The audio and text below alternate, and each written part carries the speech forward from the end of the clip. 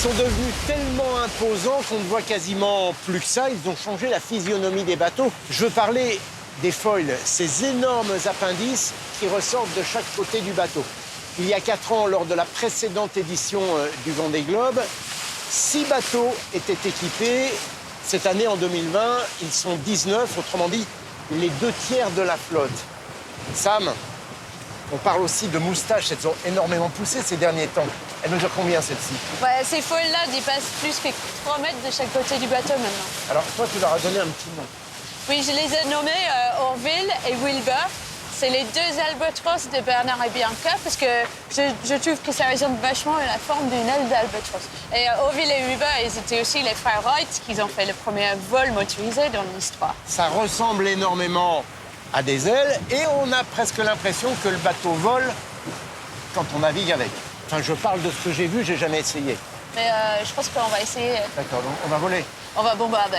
Bon, d'accord, on va mettre aux ceintures alors. Je te suis.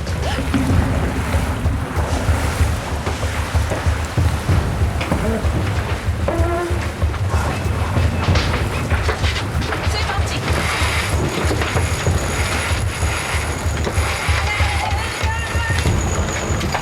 C'est bon, parfait. On est bien. Si tu veux, tu peux venir voir le poêle sous le vent.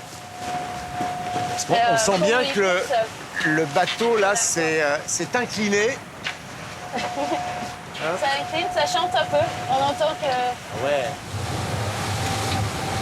Et là, c'est décolle, on est à 18, quasiment à 20 nœuds.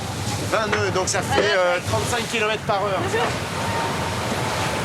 On est passé de 10 à 20 nœuds en quelques secondes, rien qu'en utilisant les foils. Ouais, et du coup, là, c'est vraiment les foils qui lèvent le bateau, qui aussi qui ajoutent de la puissance.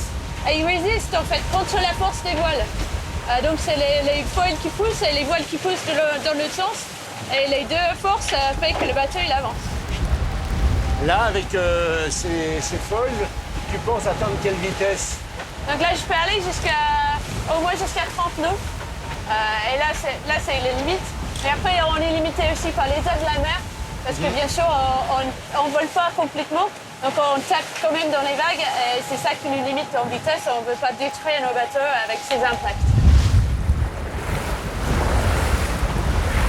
Pendant qu'on discutait, on a encore accéléré puisqu'on est passé à 24 nœuds, ouais. 25.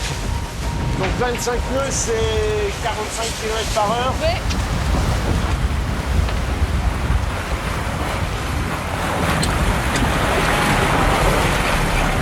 Je pense qu'on est arrivé aux limites de l'équipe de tournage, là.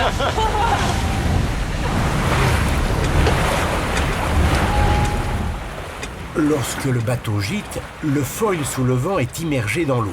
Il assure alors 2 fonctions. La première, il lutte contre la dérive du bateau en exerçant une force anti-dérive. Il remplace ainsi les anciennes dérives verticales. Mais les foils font beaucoup plus. Le profil d'un foil ressemble à celui d'une aile d'avion. Quand le bateau avance, le foil dévie l'eau vers le bas. La suite, c'est le principe d'action-réaction. Le foil dévie l'eau vers le bas, c'est l'action en réaction. Le foil subit une force verticale dirigée vers le haut, la portance. Grâce à cette portance, le foil réduit la gîte du bateau, ce qui permet au skipper de garder une belle surface de voile. Mais surtout, le bateau s'élève, ce qui réduit la surface de contact avec l'eau et donc les frottements. Le bateau va plus vite, beaucoup plus vite. Cette nouvelle génération de foils est capable de porter 80% du poids du bateau, 6,5 tonnes en ce qui concerne l'initiative Cœur. Autant dire que les records vont sûrement tomber pendant cette édition du Vendée Globe. D'ici quelques mois, le tour du monde en 80 jours risque d'être définitivement dépassé puisque les skippers visent un tour du monde en 70 jours.